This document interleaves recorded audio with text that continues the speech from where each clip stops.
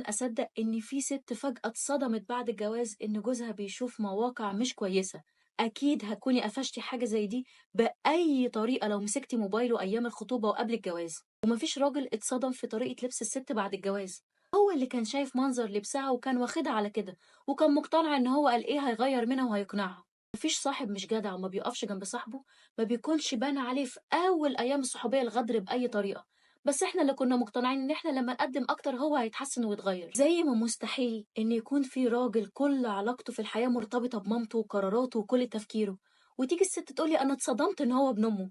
لا، أكيد في أيام الخطوبة وفي الترتيبات والتحضيرات بان عليه كل التصرفات دي. يا جماعة كفاية نعيش عقلية الضحية. كل حاجة بتكون باينة زي الشمس قدام عينينا، بس إحنا اللي بنقرر إن إحنا نغمض عينينا ونسد ودننا تحت مبدأ خدها وغيرها أو خديه وغيريه. يا جماعة محدش بيتغير، الإنسان بس بيتطور. يعني لو في بعض